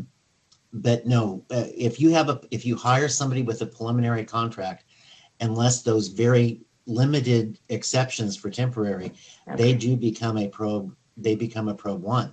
So permanent positions need probe. So it's just the categoricals. Okay. All right. Are there other? Oh, yeah, sure, son. Just a follow up on that, Commissioner Simmons. When you say we can't do that, who determines the contract language? The Ed Code. Okay, so it needs to be a change in Ed Code for that to develop some flexibilities around that. Is that what I'm hearing? Well, the other way you could do it, and I think this is what I believe it was Terry, or no, it was Cheryl was talking about, is if you were to give them a variable term waiver, that would arguably be a provisional credential, but I would hesitate to do that. Commissioner Hind. I just wanted to add the interesting part about this conversation is the focus is really right now, what I've been hearing everyone talk about, the focus is on protecting the employers from hiring bad teachers by trying to find a way to give them a temporary contract. But can you think about the added stress that would be for a teacher candidate to have? Now you've had a whole year of uncertainty of whether you're going to get your credential. Now you have an uncertainty of whether you're going to keep your job. I mean, maybe we should put it on the employers to do a better job of helping those teachers who've already been through a really struggling year in the pandemic, 2 years. Really put it on them to say, you know what, we're going to step in and step up a little bit better. And we're going to have to understand that maybe these teachers aren't going to be as good as they could have been had they had all these other experiences that we expect them to have, student teaching and whatnot. And instead of trying to make more uncertainty and more difficult experiences for these candidates who are then most likely going to drop out of teaching, right? Isn't retention one of our big focal areas?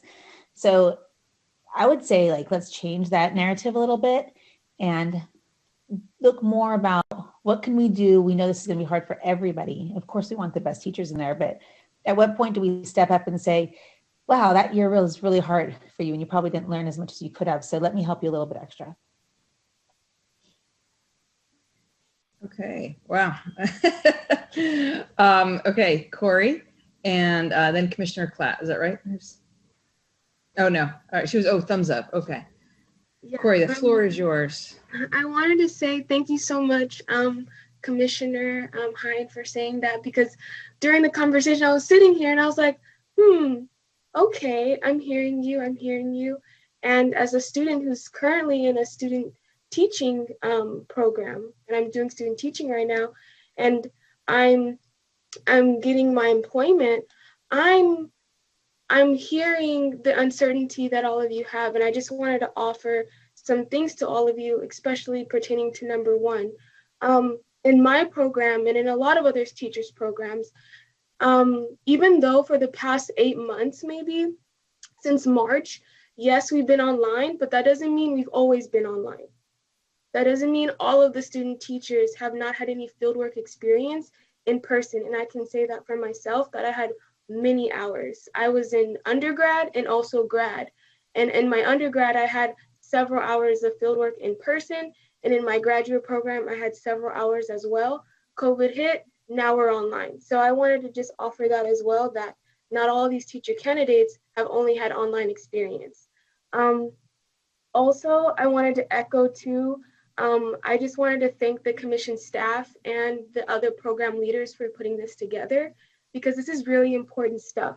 I really appreciate how all of you talked about support, because I know for myself, I'm gonna definitely need classroom management support. I know for myself, I'm like, that is an area that I'm like, ooh, I'm gonna need a good mentor teacher. I'm gonna need some patience in that area.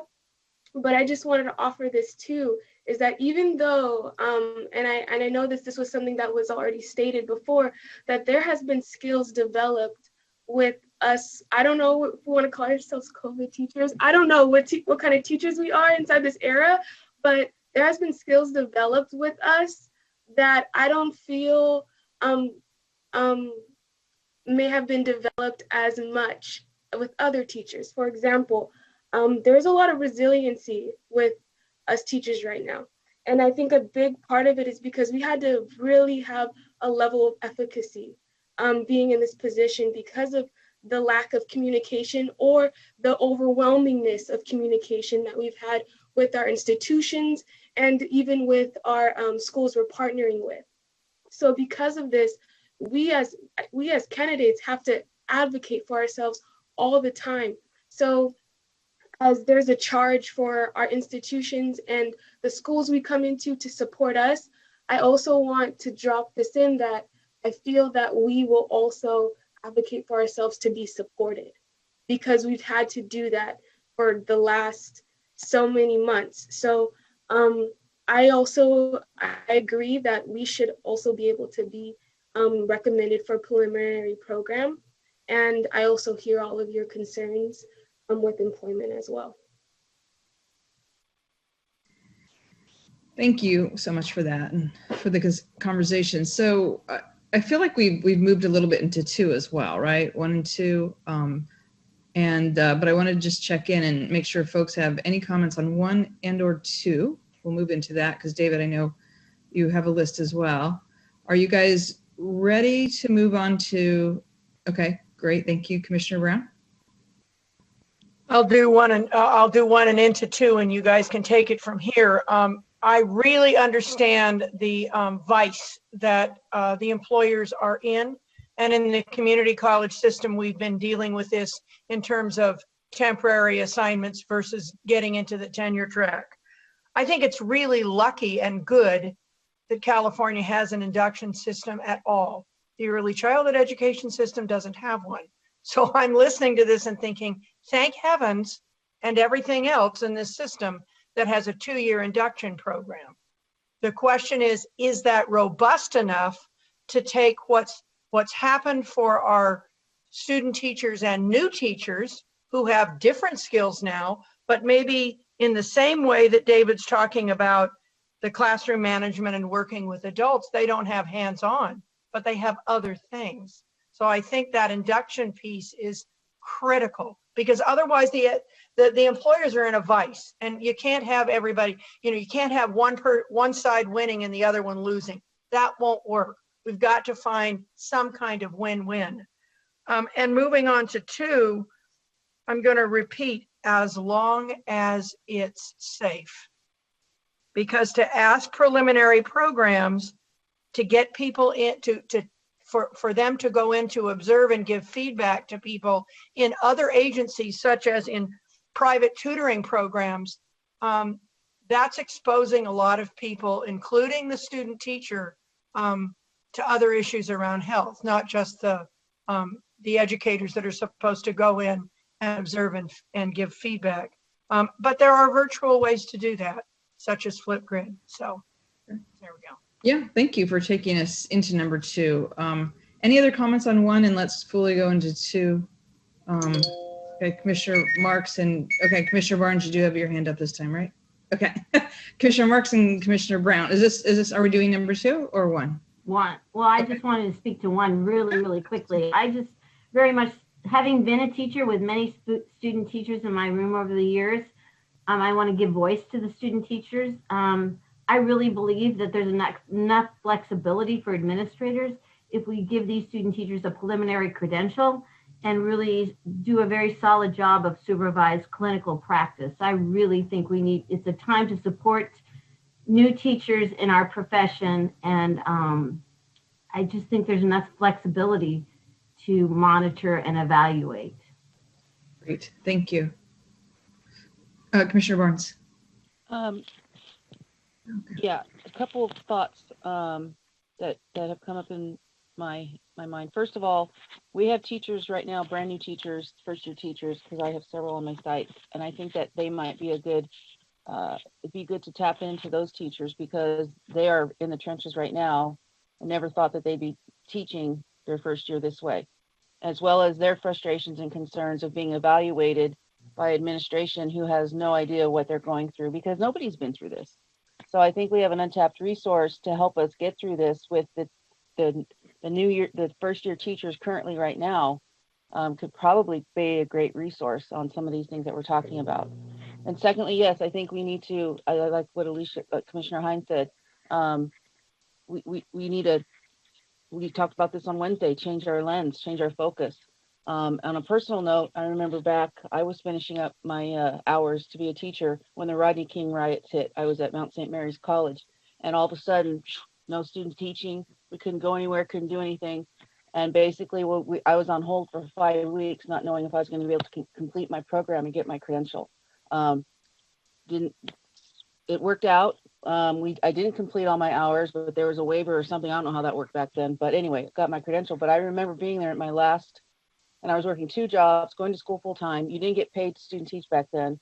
And just sitting there going, oh my gosh, what am I going to do now? I can't afford to go another semester.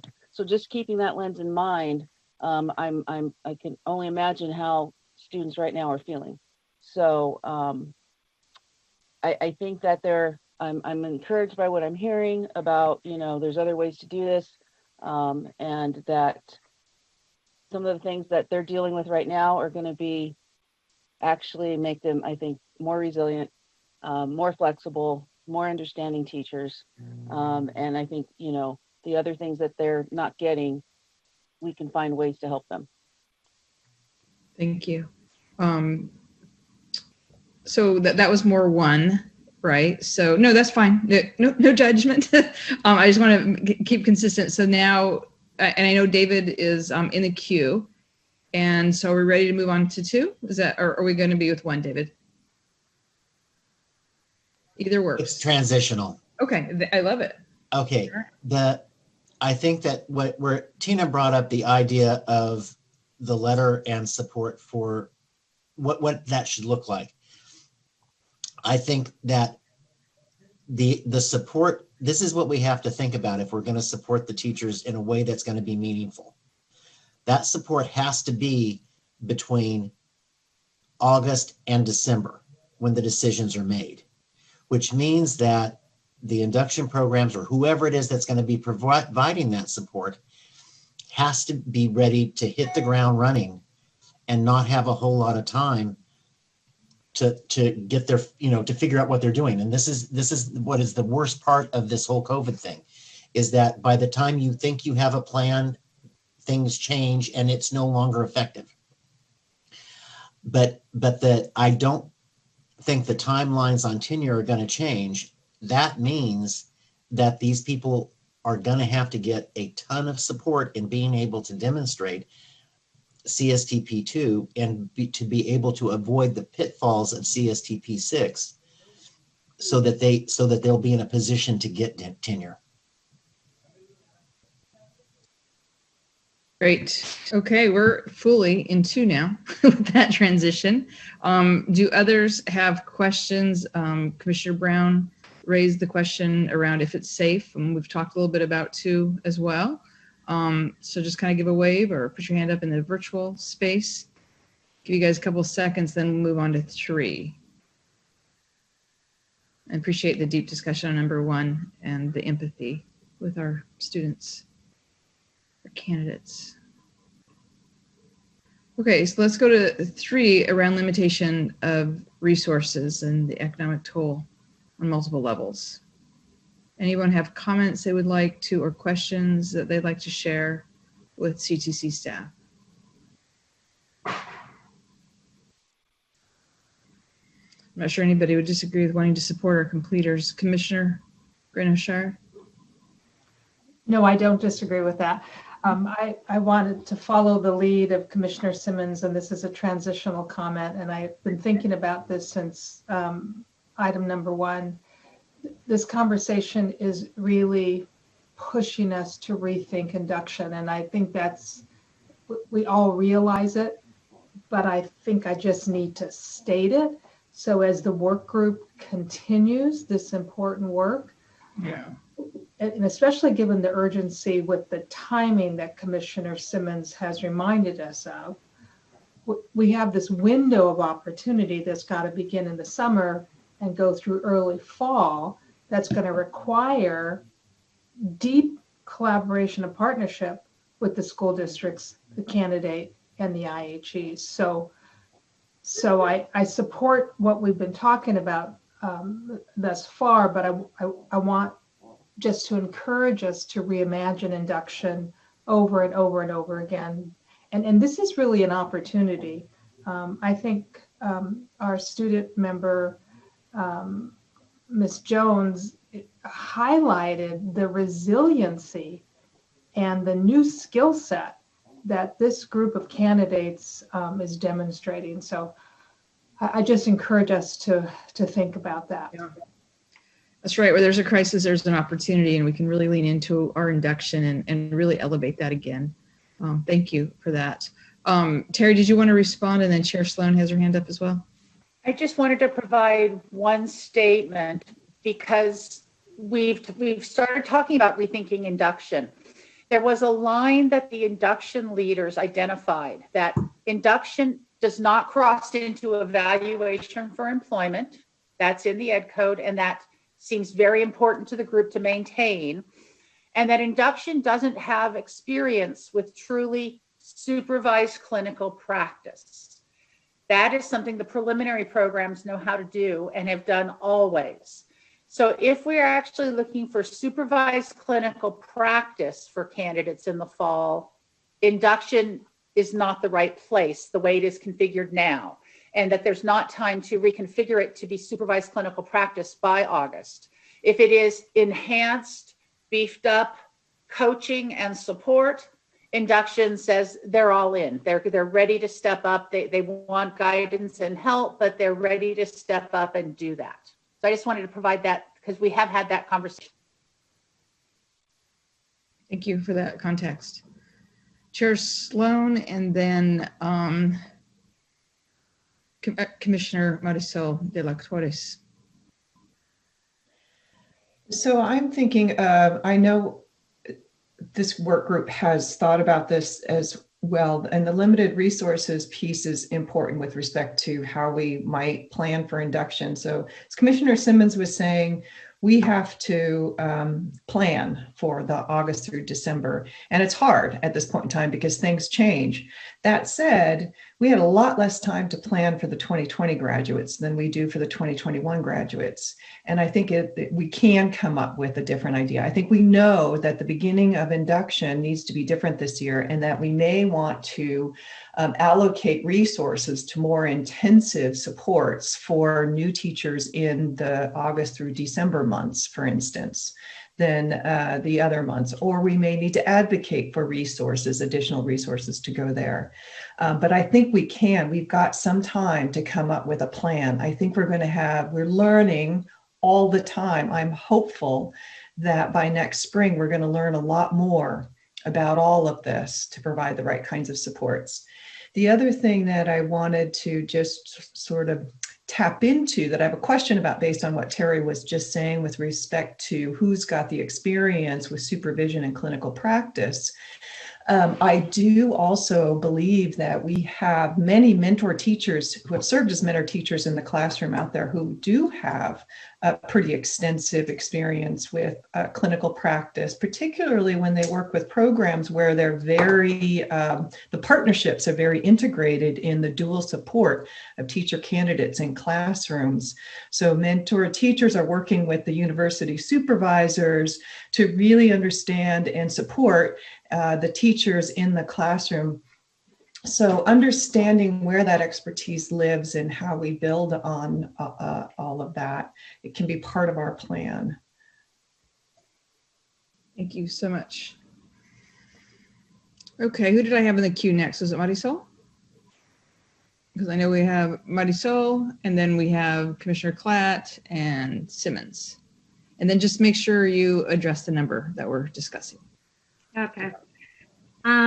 So I think I'm getting into three. Okay. Yep, we're there. 6 here. So we are there. Okay. 2 of them.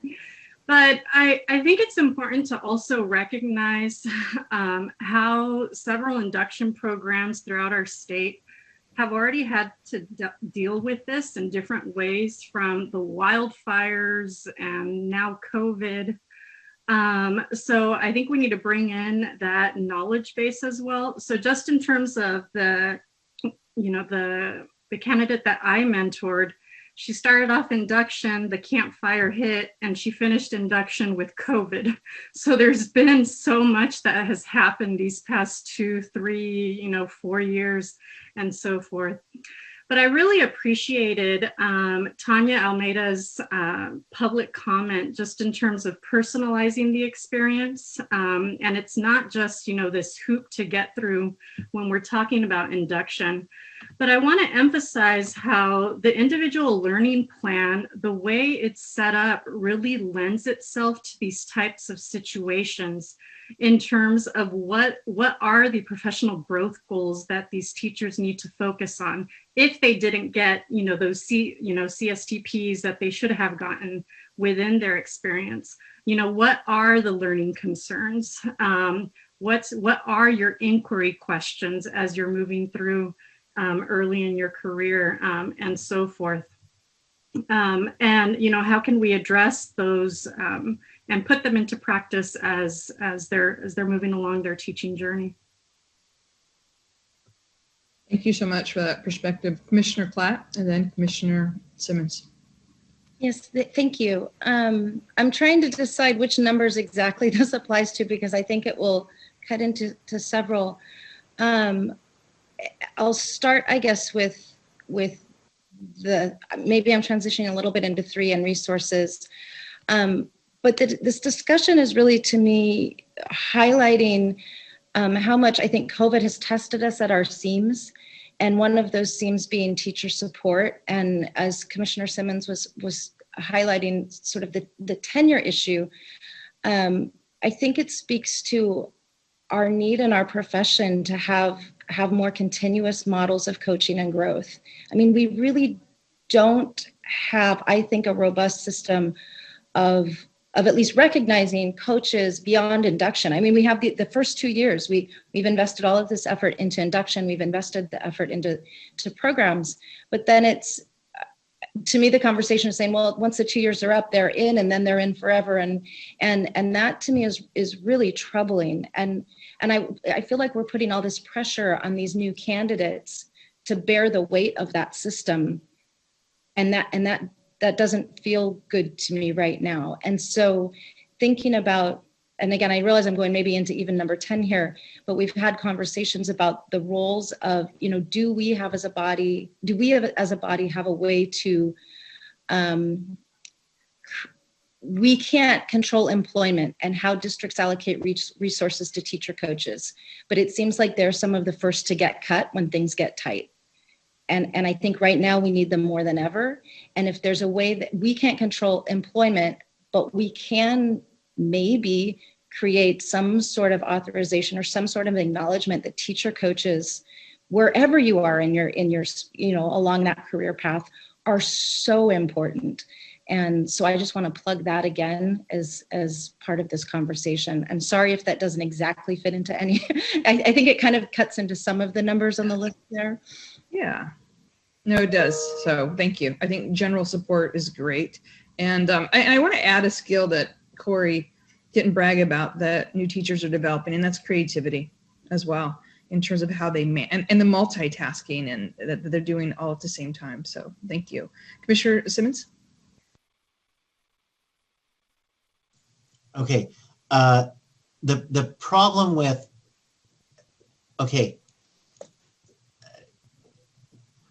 in terms of the vice that we talked about earlier, the problem with relieving the pressure on the new teacher, the way to relieve the pressure would be to create a variable term waiver. So then they would have more time to improve. But then that creates the uncertainty that Alicia was talking about. So I think that no matter what we do, that first period of time, whether you're going to be rehired or not, it's going to be tense on the new teacher. I think that the support we can provide can maybe be more targeted. And I'm talking about the critical role of induction. So 5. We in 6 they talk about having the IDP being modified. I wonder if the ILP also should have some almost pre-slugged portions. So if RECA is a need, the ILP should have RECA on it. If they haven't finished the TPEs, the ILP should have them on it. And I think that is something that within the current standards, a program could say, this is a requirement of the program, so you're going to have to receive support on RECA, or you're, or not any or about it. That's just what the program is for you, because that's what you need. And I think, and then beyond that, whatever it is that it needs to be, because the ILP is supposed to be developed with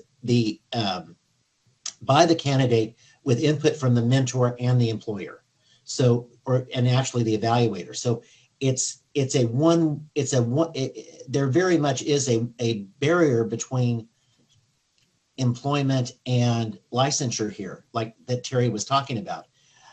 But it's where the employer cannot use any of that evidence as to make employment decisions, but the employer should be giving feedback to the program so that the program knows how best to support that candidate to ensure that they have continued employment.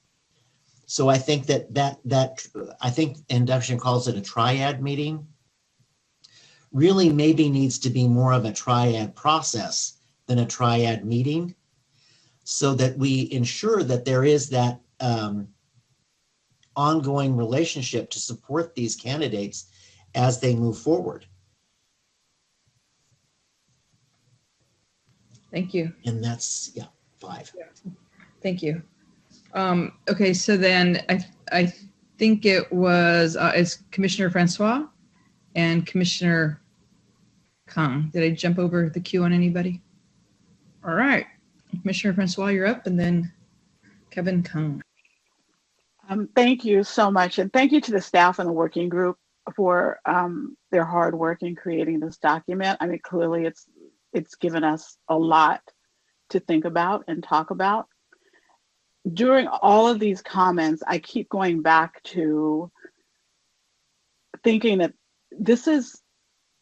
for me, this is a structural challenge. And it's a structural challenge in that I believe in a two-tier system of credential system. I think that that was a smart move to make. I however, think that we talk about this as though it's the IHEs have a particular role, or the preliminary credential programs have a particular role, and then induction. And I would challenge us to think a little bit more about the time between preparation and through induction is a shared responsibility between the preliminary programs and induction program. That we blur those lines, we think about that 3-year period of time as a collaborative experience that requires IHEs and LEAs to take the responsibility and the authority of preparing and supporting teachers through the most vulnerable years of their careers. And we have examples of induction programs, or these three. So earlier, when we talked about the change in the language of the Common Standard, we did talk about LEAs speaking into the design and implementation of preliminary credential programs, and I think that we should keep that line of thinking as we talk about induction. So for instance, at my institution, and residency programs, I think in general do this, but I can only really speak deeply about my own institution.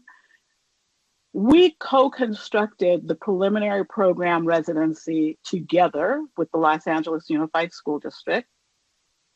When our candidates finished with the licensure, we customized an induction program that brought both the IHE and the LEA together to craft an induction program that met the needs of our local community, but also leveraged the resources of both preliminary and induction. And then in the 3rd year, we gradually released the 2nd year of induction to the LEA.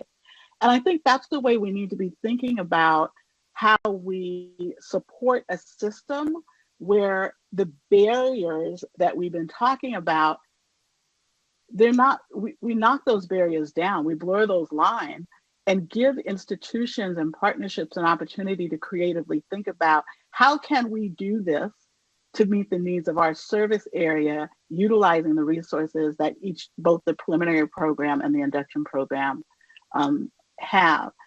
I would also say, and so for me, and as you can tell, Terry, I took you up on your offer to just provide feedback, and you all would figure out what number I'm talking about. But for me, the most important number on this sheet is number 10, because so much of everything else that's on this document has to do with collaboration. And I think that there is a will, and now given COVID, a sense of urgency that this kind of creative collaboration should happen. I agree with Chair Sloan that we have the time to figure this out. And I would just challenge us to, as Commissioner Hines said, change the narrative in substantial ways that puts the onus of responsibility on us thinking creatively, not having our aspiring teachers think creatively.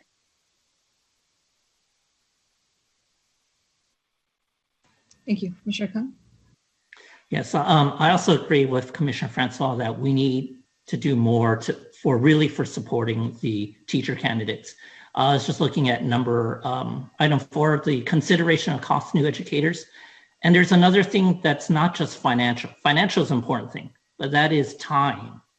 The most difficult time ever in my life teaching was my first few years of teaching. I still remember my first year teaching, spending, I don't even know how late I stayed up grading papers. And then I thought, wait a second, I still have to plan tomorrow, and I'm still grading the days before the papers. I haven't even finished this yet. And I'm thinking, okay, now they have to finish up their TPAs and possibly pay all these fees. But a big important thing is really the time needed to do this. So this collaboration between to do all this work, I think is an important factor that we really need to take into consideration for the new teachers. Great. Thank you so much. Yeah, please. Student Liaison Corey Jones. And I also wanted just to echo too that there has been like a huge leap of faith that a lot of our educators have done just to stay in this profession. There has been many students who've left, who stopped going to school because they couldn't afford it, or they thought maybe, you know what, I'm not going to be in person, so I'm not going to do this semester. And we don't know what impact that could have, like down the road of them ever becoming educators. So it's like the people who are in it right now, I do want to say that there's this commitment to this field that they're having and they're pushing forward for it. As far as induction goes, like going back to the limitation of resources, I also want to put in there, I know that there's a lot of fall of 2021, but we also have candidates who are completing this semester. So they're starting their new teaching program in January. So like they're getting jobs in January. There's a lot of mid-year teachers coming around and coming about, mid-year interns. So kind of thinking about how can we also support them, because in that sense, we don't have that much time. Just kind of looking at the questions, and we're covering so much on new teacher support. I wonder if we kind of open it up to, we've talked a little bit about induction, limitation of resources, not too much about the cost of new educator. We've talked about preliminary programs in the documents, but those that fit under support would still be the consideration of costs, the individual development plan, and folks have already started talking about the need for support for both 2019, 2020, and 2021. That'll be a tongue twister for the rest of that year. So just kind of sticking with support, do folks have comments around 8, 6, and 4? And of course, we're not limited, but it just seems that that's the line that we're on, and maybe continue talking about support that it's going to be necessary for our candidates and our new teachers as they go from candidate to new teacher. Student Liaison Corey Jones. Yes, on number 6, I actually really like the individual development plan. I know that that's something I'm actually doing in my class right now, is working on that. And I think a part of it when creating it, it's cool to have my self-analysis of where I sit on those things. But I'm working with those administrators and possibly having that a part of our hiring packet or process that might be good, so they know what they know where our strengths and weaknesses are. And they can say, I see that you may not feel so confident in TPE 4 or something like that. And then we can talk about how we can make it more individualized, so they can see if they have that support at that school site. So I just wanted to bring that up, and that me completing the IDP has been a good reflective process for myself. And certainly on Corey Jones, if I can kind of keep you on the spot there, is there anything that you think should be addressed? So it says the group suggested the commission identify specific components that must be included in an IDP to provide guidance to both preliminary preparation and teacher induction programs. Is there one thing that you think should be included? Let me think about that. Okay, we'll come back. Yeah, thank you. Okay. Okay, others, let's see. In the virtual, we have Commissioner Simmons. Okay, with regard to 10. Okay. I think that what Anna Marie was talking about, a good example of that is the Cal State Teach Induction Program that Marquita has, because you have the same people involved who are supervisors that deal with the TPEs on a regular basis in RECA. And then the candidate is also supported by the site-based coach. So I think that there are models out there where you have expertise that bridge the types of support that we're needing here. I think of Tanya's program, I believe, has an intern program. So it might be that programs just need to reallocate some of their resources from their preliminary preparation program into their induction program. And the problem with that, of course, is that the funding sources don't necessarily follow where now the need is going to be. So how does an institution deal with that? That's kind of beyond our purview also. Thank you. Not seeing any on the virtual. Oh, there we go. And so I was going to go in person. Sheriff Sloan. So I think this comment will cut across a couple of these here, but I think it does speak to the support. And I really appreciate in this conversation that all of us are having. And I agree with Commissioner Francois, this group that got together and the staff who put together this agenda item shows some tremendous knowledge and expertise around what is happening right now with our candidates. And these are our preparers of our candidates. And I want to emphasize that we have not eliminated standards, we as a commission. We still stand for what we have in our CSDPs and our TPEs, and it's what we expect of new teachers, and it's what we're asking providers to aspire to. We are just saying that we're in a time of emergency. We're being flexible in how we approach it and in how we need it. So that said, the burden is on providers to focus on the goals and the standards. And we know from our providers that our teacher candidates are radically better prepared in some ways to work with families, to work in virtual settings, to work with technology in general, to be creative about how they're approaching their work and managing students in a virtual setting. They may not have the experience of managing them in a physical classroom setting, but from what I hear from teachers, boy, it's a heck of a lot harder when you can't control the child who suddenly walks off screen.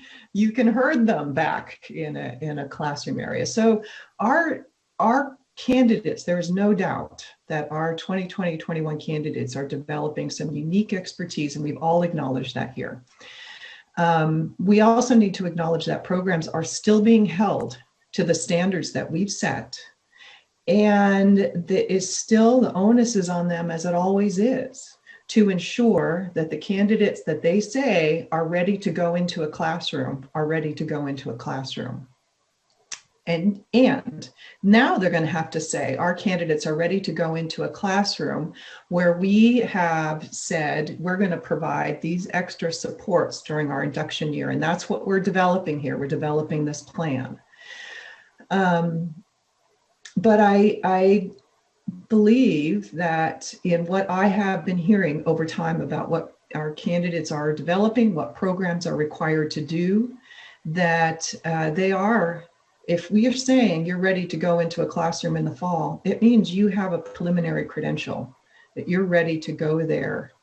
And that doesn't mean that you've just completed a program, that you have jumped through all the hoops that we've asked you to jump through.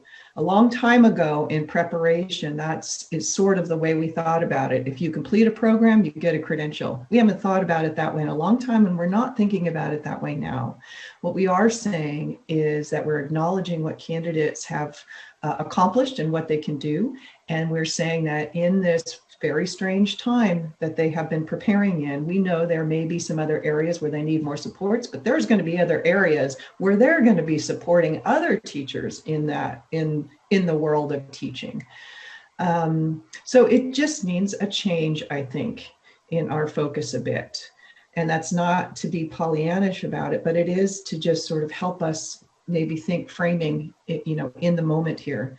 The other thing I think our candidates and our programs and everybody else in our world right now is doing so much better is really being focused on issues of equity around who is having access to education, who is getting access to the learning. Our teacher candidates are seeing that, as well as their cooperating teachers, more than ever before.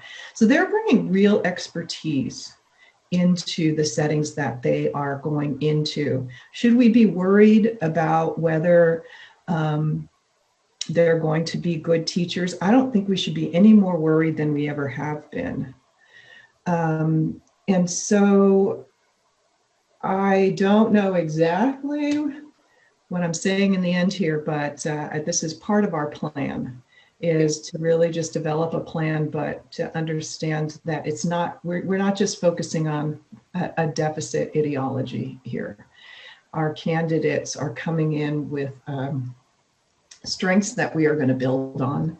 And I do think many of them are going to be ready to teach. And there may be some who aren't, just like there are every year. And it's the onus of programs to say, I'm not putting this candidate into a classroom right now because that's not fair to the candidate. The candidate is not fair to the kids. Candidate will not prevail. Every year, I know in our program at UC Santa Barbara, there are candidates that where we say you need an additional quarter of support before we're going to say you're ready to go, because that's not fair to you and it's not fair to kids. So all of that still stands right now. All of it still stands. And that is just something we need to remember. Thank you, Chair Sloan, for reminding us and keeping the perspective and the big picture in place. So David has his hand up virtually, and we'll probably we could probably wrap this up in the next 5 or 10 minutes if folks feel we've been comprehensive. I think the only area that I haven't heard too much on is TPE for focus support, a little bit, but if anyone has any comments about that, I just want to put that out there. We've talked a little bit about the individual development plan, which is of course linked to TPE. And there was a question specifically about specific components that could be included in light of everything going on. Those are the two areas that I see we can still lean into, but it's been a robust conversation. And so, and I'm sure people are anxious for a break. So let's probably give this about another 5 to 10 minutes. And I turn this over to Commissioner Simmons. Let me just get my cue going, and then Commissioner Martin, and then Commissioner Jackson. Okay, I got a few more numbers left, so I'll hit them all. I love it. Okay. Thank you for keeping us honest. Okay, for 10, we talked about having the entire education pipeline, but we didn't really talk about regionalized support. Back in like 2005-ish, I was part of 3 different groups of regionalized support that the commission worked on. There was an intern support group where that in Ventura, I was part of the LA group. There was a BITSA induction support group that Ventura was in with the Bay Area. And then there was a pre-intern group that was another subsection of the state. And I think that the idea of having regionalized support is a good one, because most of that, at least coordinated at the state level, has gone away. And I think of how much that I learned from working with colleagues that had different sets of expertise, but we were drawn together by one of those state-funded programs. That I think that if there was some way we could recreate that regionalized system of support, and it sounds like a good retirement project for Terry, actually, where we could get people that could talk to each other and then talk about systems that they have put in place that would improve their practice. So if there was a way to fund it, I think that it would be a wonderful way to do it. And I would suggest that you use the CESESA regions if it would be at all possible, because that one is kind of, it's a small enough groups that you can actually get some communication. I also wanted to talk about the role of site administrators. Site administrators right now are under as much stress as new teachers are under. I was in a meeting yesterday in between this meeting, and principals cried. There were tears because of what they see as, and I think a lot of it comes from their sense of frustration at not being able to support students in the way that they believe students should be supported. And I think for us we're not going to be able to make the system stand on the site administrator unless we make it really easy. So I think that if we put the IDP as part of an employment package, if we make them part of some sort of triad process or whatever, it has to be in language that they understand. And the language that they understand is the CSTP. By and large, that's the system that's used for evaluation of teachers. And I think if there was a way to cross-reference whatever it is that you're trying to communicate to them in the terms of the CSTP as opposed to the TPE, they would understand it better. And the other thing I wanted to say was the role of the district onboarding process. I think that the letter that comes out from the 3 agencies really should include something about that, just because there are so many things that we legally have to do as part of our onboarding that if we had something that was very concrete and specific, I think that would help as we move forward. And that is, the other question I had, and this is maybe more technical. I have heard that people who are on CLAPS and GLAPS in particular, are not getting access to all the exams that they need. Do we need to look at extending it's not a waiver, I don't know what you call it, a moratorium or whatever, for some of the testing further than what we had currently planned, so that people would have an opportunity, not just this year, but next year, in terms of CBEST, CSET, CTEL, all the alphabet soup of tests that we give. And that's it.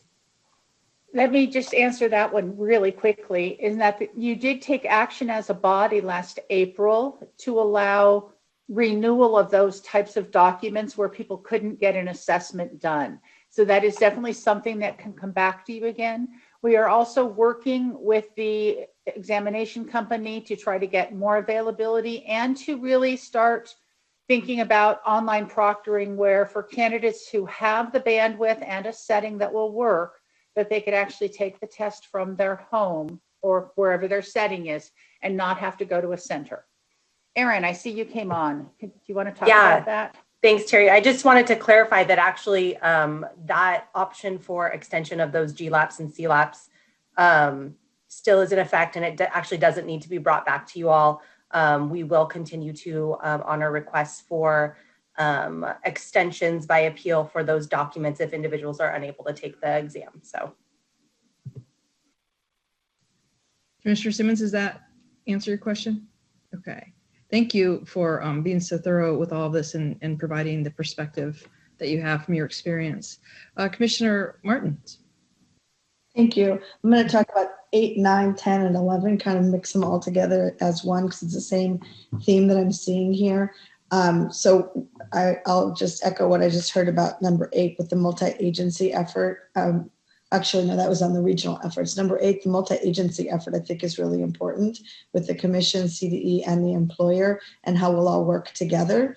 I don't know what that would exactly look like, but I think we're on the right track there because it's got to be recognizing the need for support needs to come from all of the agencies that could potentially play a role in supporting. And so what would each agency look like as they design what support could look like? So because you could over support and end up causing a lot of problems, or you could under support and cause a lot of problems. And if the support isn't designed in a coordinated way, we're just going to end up having the best intentions, but not actually having you do anything it's really meant to do. So coordinating that is important, which then leads to why I think number 9 is really important. And the letter that was referenced in number 9, the October 5th letter that came from the state superintendent and Linda Darling Hammond, educational leaders needing to speak out. I think that letter was important, but I think it's important that I agree with this number 9 where it says there's another one letter that should come out in 2021 about what it will look like to onboard new employees. And my favorite part about that whole long paragraph, number 9, is the very end where it talks about employers supporting new teachers, but draw upon the unique assets that candidates are bringing to the schools. Let's remember and think about the unique assets. When student liaison Corey was speaking about what she's been through and what she's facing and what she sees her peers going through, I'm seeing strength. I'm seeing strengths and assets and gifts and talents and abilities that our credentialing requirements and rules and tests and procedures aren't even looking for to identify. And so people are coming in with strengths that we don't even know to be capturing, and yet they're there. And so we can see them. And I always use in my leadership approaches something called appreciative inquiry, or positive deviance, meaning that it's a work by Jerry Sternin where positive deviance is where you look at deviant, not necessarily bad, but deviant behavior, meaning different from the norm that results in something positive. So what have people done during this time that has been deviant? We've had to be different from the norm because everything's different. Well, what has come of that? And are we seeing a positive impact because of that? And an appreciative inquiry means what you pay attention to is what grows. What you appreciate is what appreciates. And so how do we have California education leaders state these things and put out some affirmative goals and visions? And I think that first letter was a good one, but we need more. We need to show the significant learning that the candidates have gone through. They might not have learned what we thought they were going to need to learn, but they learned something else. What did they learn? And how do we capture those kinds of skills? To the point of one of my colleagues that just said was, we're worried about the bad teachers and we don't want to hire people that didn't get properly prepared. That's a concern. But is there a way for us to look at what did people do with this time? Did they make the best of it and learn the most of it from it? And how do we capture that in a quick way? We're not going to rewrite the entire credentialing process, but can we look for indicators of positivity and students and candidates and programs that have absolutely made the very best of this and come up with something new that we would have never imagined, but let's start naming those things. So I think number 9 was really important. And then number 10 was already spoken about, but regional efforts are important because at the end of the day, as we come through this, being thoughtful about it from a regional, if everybody just does it their own way, there's not going to be a systematic approach to it. So regionalization of best practices can help us have a system-wide state response to this. And I think it would help everybody just sort of stay on the same page and keep our standards, the importance of the standards front and center. And then the district, number 11 was the district onboarding process. I think that I agree that the group was right to identify that the employers will need to tailor our own, I'll say our own because I'm one of the employers, but our own onboarding processes for onboarding new educators. And we're already seeing that. Like, what do we need to do when we're onboarding them? Onboarding is always something important for the employer to do. But if number 8, 9, and 10 get done right, kind of state level visionary stuff where educational leaders in the state come together, they've stated some things, there's regional efforts, employers can actually support through that, and we can address the needs and tailor it to local needs, but do it into a bigger statewide context. So I see all 4 of those kind of going together. Well, thank you for bringing them all together, Commissioner Martin. Student Liaison Jones, and I don't see any other questions in the queue, and so this might be possibly the last comment. Go ahead, Corey. Right, Commissioner Martin, I just want to say amen, amen, amen to all that you said. Also, I wanted to answer that question for number 6. So since I'm doing a dual credential, so I'm both special education mod and then also multiple subject, I noticed I have a difference between my 2 IDP forms. One of them suggests have it so I need to get comments and input from my supervisor teacher and my mentor teacher, whereas my multiple subject one doesn't ask for that information. So I guess I would say that I like having the input from my supervisor and my supervisor teacher and my mentor teacher in the IDP. So maybe ensuring that those inputs are in the IDP across different subject areas, single subject as well. Also, in my own experience, this was my kind of first experience with TPEs. So this semester. So I would just suggest that, I don't know if there's anything that our programs can do, but maybe having us do the IDP earlier on in our program. So then we're exposed to the TPEs earlier on, and then it's not when we're like student teaching, when we're like, oh, what are these things that help you so much with understanding what you're going to be doing and what you need help on. So I would just suggest that maybe we do IDPs a little bit more. I know that there's cooperative evaluations that our mentor teachers do during like our mid-year evaluation and end of the year evaluation, but maybe collapsing them both together. So then that evaluation and that IDP can kind of like be a solid unit. So then our next employers can see also our growth through time. That would be my suggestion. Well, it just shows how diligent and detailed you are, Corey, to make sure we came back to that, and how reflective you are. So I just can't thank you enough for making sure we didn't leave this session without you being able to respond to a question I gave you earlier. Without seeing any other hands, this is an information item, so no action is needed at this time. Huge kudos.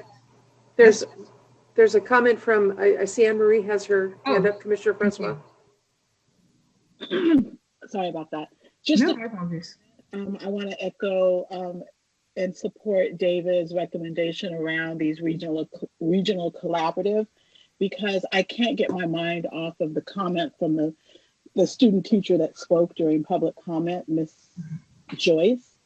I don't want us to leave this meeting without acknowledging the struggles that she's going through, the pain that she expressed, and that she's not the only one. And the solution to her problem rests in the collaboration between the IHE and the LEA, and it should be the collective responsibility to find a placement for her. Thank you so much for that. Thank you. Well, I think with that now, I want to thank Ms. Clark, Ms. Hickey, Dr. Solari Colombini for this. And I want to thank all of the commissioners for such great feedback to the staff, and just a really important conversation that brings us back to the realities of the day-to-day of COVID, and Chair Sloan's reminder about how we've stayed true to our standards. With that in mind, I have no additional items. So I hope everyone will go out and be positive deviants, and I adjourn the Educator Preparation Committee.